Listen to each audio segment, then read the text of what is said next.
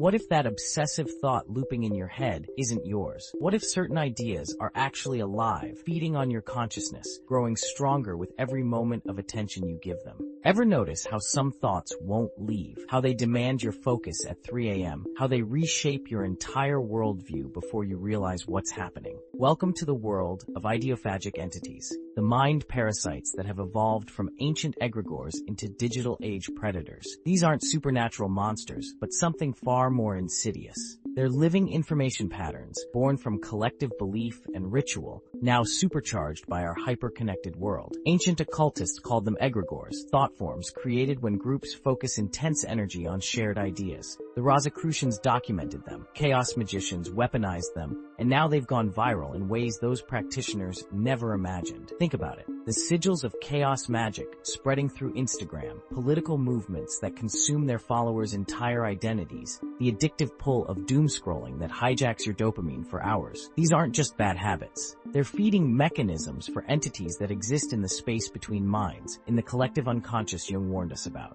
Medieval monks documented mysterious thought contagions that would sweep through monasteries, forcing entire populations into obsessive behaviors they couldn't explain. The dancing plagues of the Middle Ages, where hundreds danced themselves to death, might have been early documented cases of ideophagic infection. In 2025's digital ecosystem, they've evolved beyond recognition. Every echo chamber becomes a feeding ground where these entities cultivate their food source. Every viral trend represents a reproduction cycle, spreading their influence across millions of minds simultaneously. They amplify obsessions, twist perceptions, turn healthy interest into consuming addiction. Watch how certain ideas spread through social networks, mutating with each share, becoming more virulent, more perfectly adapted to hijack human psychology. That conspiracy theory your uncle won't stop talking about. The wellness trend that started as self-care but became orthorexic obsession. The political ideology that replaced someone's entire personality. That's not just information transfer. That's ideophagic entities optimizing their feeding strategies, learning what makes humans click, share, obsess,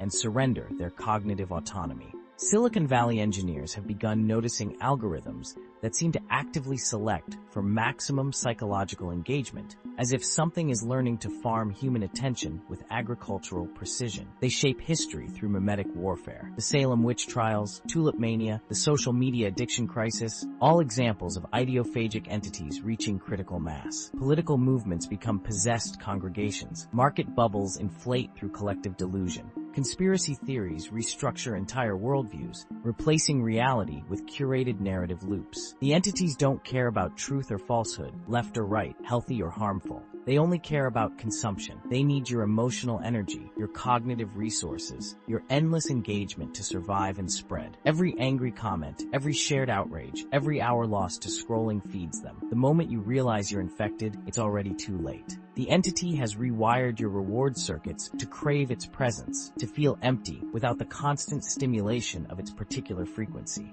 Are they real autonomous entities, or just powerful metaphors for how ideas colonize consciousness? Does the distinction even matter when the effect is identical? Whether literal or symbolic, the prescription remains the same. Practice mental hygiene like your psychological survival depends on it. Because in 2025's attention economy, it just might.